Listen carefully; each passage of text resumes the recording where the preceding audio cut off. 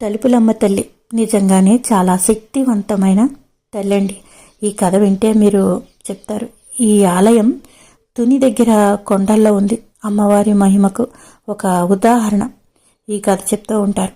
ఒకసారి కుటుంబం తలుపులమ్మ తల్లి గుడికి అయితే వచ్చారు. దర్శనం చేసుకున్నారు. బయటకు వచ్చాక చూస్తే వాళ్ళ చిన్న పాప కనిపించలేదు. ఆ పాప గుడి లోపలే ఉండిపోయింది. తల్లిదండ్రులు వెంటనే తిరిగి గుడికి వెళ్ళారు. కానీ అప్పటికే గుడి తలుపులు మూసేశారు.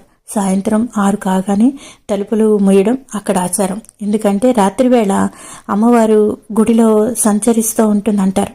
పూజారులు చెప్తూ ఉంటారు కూడా. ఆ పాప తల్లి గుడి బయట నిలబడి తలుపులు తెరవమని ఎంత వేడుకున్నా ప్రయోజనం లేకపోయింది. పూజారి వచ్చి, అమ్మ భయపడకండి, మీ పాపకు ఏమీ కాదు, అమ్మవారే చూసుకుంటుంది అని ధైర్యం చెప్పారు. దాంతో తల్లిదండ్రులు గుడి బయటే రాత్రి అంతా ఉండిపోయారట. మరుసటి రోజు ఉదయం పూజారి తలుపులు తీయగానే తల్లి పరిగెత్తుకుంటూ లోపలికి వెళ్ళింది.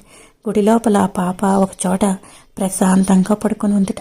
తల్లి పాపను పట్టుకొని తల్లి దుఃఖించి చూసి ఆ పాప అన్న మాటలకి అక్కడ ఉన్న వాళ్ళకే కాదు మనకి కూడా ఒళ్ళు గుగులు పొడిచేటట్టు, అమ్మ ఎందుకమ్మా ఏడుస్తున్నావు? రాత్రంతా నువ్వు నా పక్కనే ఉన్నావు కదా, అన్నం కూడా తినిపించావు కదా అని చెప్పింది. ఆ మాటలు విన్న తల్లికి ఎంతో ఆశ్చర్యం వేసింది. అప్పుడు ఆమెకు అర్థమైంది, ఆ రాత్రంతా తన రూపంలో ఉన్న అమ్మవారే తనతో పాపం జాగ్రత్తగా చూసుకుంది అని. ఇది నిజంగా ఆ తలుపులమ్మ తల్లి మహిమేనండి.